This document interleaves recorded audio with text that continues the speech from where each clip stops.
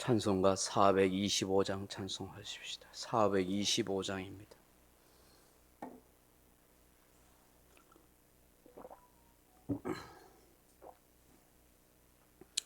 (425장입니다) 주님의 뜻을 이루소서. 고요한 중에 기다리니 진흙과 같은 날 빚으사 주님의 형상 만드소서. 주님의 뜻을 이루소서. 주님 발 앞에 엎드리어 나의 맘속을 살피시사 눈보다 희게 하옵소서.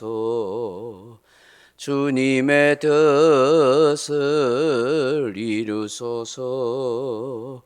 병들어 몸이 피곤할 때 권능의 손을 내게 펴서 강건케 하여 주옵소서. 주님의 뜻을 이루소서. 온전히 나를 주장하사 주님과 함께 동행함을 만민이 알게 하옵소서. 아멘. 하나님 말씀 사도행전 10장 22절에서 29절 말씀으로 같이 읽겠습니다. 사도행전 10장 22절에서 29절입니다. 그들이 대답하되 백부장 고넬료는 의인이요 하나님을 경외하는 사람이라 유대 온 족속이 칭찬하더니 그가 거룩한 천사의 지시를 받아 당신을 그 집으로 청하여 말을 들으려 하느니라 한데 베드로가 불러들여 유숙하게 하니라. 이튿날 일어나 그들과 함께 갈새 요바에서 온 어떤 형제들도 함께 가니라. 이튿날 가이사랴에 들어가니 고넬료가 그의 친척과 가까운 친구들을 모아 기다리더니 마치 베드로가 들어올 때에 고넬료가 맞아 발 앞에 엎드려 절하니 베드로가 일으켜 이르되 일어서라 나도 사람이라 하고 더불어 말하며 들어가 여러 사람이 모인 것을 보고 이르되 유대인으로서 이방인과 교제하며 가까이 하는 것이 위법인 줄을 너희도 알거니와 하나님께서 내게 지시하사 아무도 속되다 하거나 깨끗하지 않다 하지 말라 하시기로 부름을 사용하지 아니하고 왔노라. 묻노니 무슨 일로 나를 불렀느냐. 아멘.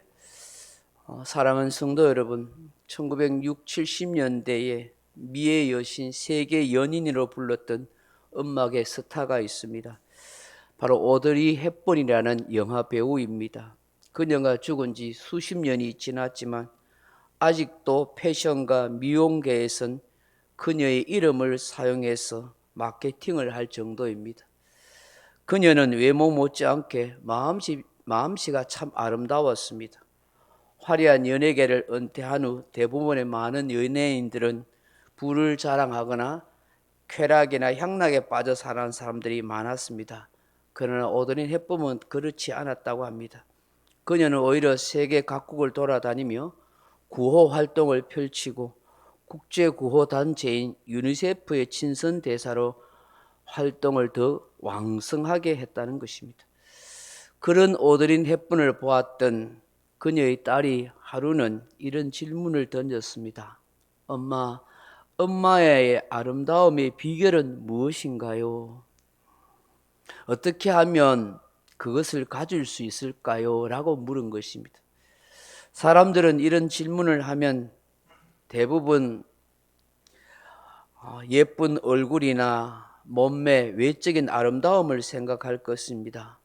주름지지 않는 얼굴, 예쁜 얼굴, 날씬한 몸매를 가꾸기 위해서 좋은 화장품을 소개하거나 예쁜 얼굴을 간직하는 방법, 다이어트하는 비법을 소개하거나 가르쳐 줄지 모릅니다. 그러나 오드린 헵번은 딸의 질문이 무엇을 의미하는지를 알았습니다. 바로 외모의 아름다움, 얼굴의 예쁨보다는 마음씨, 인격, 삶의 아름다움에 대하여 질문하는 것이라 하는 것을 알았습니다. 그때 오드리 헵번이 이렇게 말했다고 합니다. 딸아, 그것은 아주 쉬운 일이란다. 매력적인 입술을 가지고 싶다면 누구에게나 친절한 말씨를 사용하면 된단다. 사랑스러운 눈매를 갖고 싶다면 다른 사람들의 좋은 점만을 보며 칭찬해 주렴. 날씬한 몸매를 원한다면 음식을 이웃에게 나누어주면 된단다. 몇 번이고 말하고 듣게 되지만 참 감동적이고 의미가 있는 말이 아니겠습니까? 눈에 보이는 것만이 진정한 아름다움이 아닙니다. 진정한 아름다움은 사람의 마음, 내면에서 흘러나오는 것이죠. 세계적인 문학가 셰익스피어가 이런 말을 한 적이 있습니다. 내가 진정으로 칭찬하고 존경하는 사람이 있습니다. 그 사람은 내 친구 집에서 일하는 한 종 하인입니다. 그는 아무도 생각하지 않고 귀찮아하는 일을 그렇게 쉽게 하고 있습니다. 누구도 볼 수 없고 생각지 않은 것을 청소하는 것을 보았습니다. 그 사람이 진정으로 존경하고 진짜 듣는 사람이라고 생각합니다. 베드로를 찾아왔던 하인들과 고넬료 부한 사람이 있습니다. 베드로가 무슨 일로 자신을 찾아왔느냐고 묻자 자신을 모시고 있는 고넬료를 이렇게 소개합니다. 백부장 고넬료는 의인입니다. 하나님을 경외하는 사람입니다. 유대 온 족속에게 칭찬 듣는 사람입니다. 라고 말합니다. 사랑하는 성도 여러분, 이것이 립 서비스로 들립니까? 자신이 모시고 있는 주군이기 때문에 고넬료가 가장 신임하는 경건한 사람이기 때문에 이렇게 말할 수가 있겠습니까? 물론 그럴 수 있겠지만 고넬료의 삶이 실제로 이러하였다 하는 것입니다. 하나님께서도 눈여겨볼 정도로 항상 백성을 구제하고 기도하는 그것이 기억될 수 있고 상달되었다고 할 정도였습니다. 피지배적인 유대민족 온 백성에게조차도 칭찬을 들을 정도라고 말합니다. 의인이라고 말합니다. 오늘날 표현을 빌리자면 꼬장 피우고 꼰대짓 하는 상관이나 주인이 아니라 정말 부하들과 백성들에게 인정과 칭찬을 듣는 사람이라는 것입니다. 하나님을 경외하는 신앙심은 물론이고 그 마음 씀씀이가 착하고 인정 많고 긍휼이 많은 분이라 하는 뜻입니다. 그러하였기에 거룩한 천사의 지시를 받아 베드로를 찾게 되었다 하는 것이죠. 베드로는 이들의 이야기를 듣자마자 금방 수긍하고 자신이 머무는 곳에 함께 유숙하자고 그들을 안내합니다. 그리고 그 다음날 아침이 되자마자 함께 요바에 있던 다른 성도 형들들과 함께 가이사라로 올라갑니다. 고넬료 집에 도착하자 고넬료가 어떻게 하고 있습니까? 자기의 친척과 가족과 친구들을 다 동원해가지고 자기의 위치나 신분을 다 내려놓고 베드로 앞에 넓적 엎드려 절을 하는 것입니다. 얼마든지 거들먹거릴 수 있는 위치에 있습니다. 폼 잡고 베드로에게 추파를 던지는 질문도 할 수 있습니다. 그러나 전혀 그러하지 않습니다. 그 당시 문화로서는 상상할 수 없는 파격적인 행동을 하는 것입니다. 마치 신을 섬기듯이 엎드려 절하는 이 고넬료의 겸손한 마음, 그의 아름다운 인품을 우리는 보게 되는 것입니다. 이런 고넬료를 보자마자 베드로가 얼른 이렇게 세웁니다. 나는 신이나 어떤 능력자도 아닙니다. 당신과 똑같은 사람입니다. 라고 말하면서 말입니다. 당시 문화와 사회적 분위기를 언급하면서 유대인과 이방인이 교제하고 가까이 하는 것은 위법인 줄을 당신도 여러분도 다 알 것입니다. 그러나 하나님께서 지시하사 아무도 속되다 하거나 깨끗하지 않다라고 말라라고 하셨기 때문에 내가 그 부름을 사용하지 않고 왔습니다.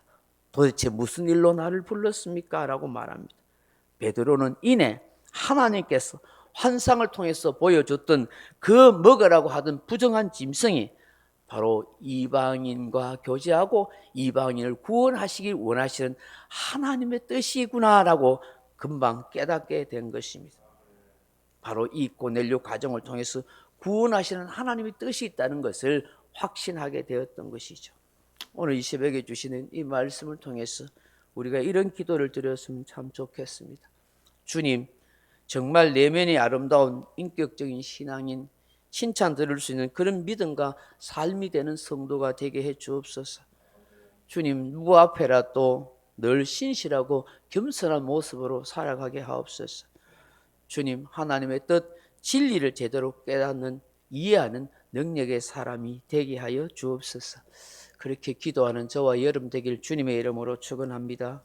각자 기도하시다가 돌아가시기 바랍니다.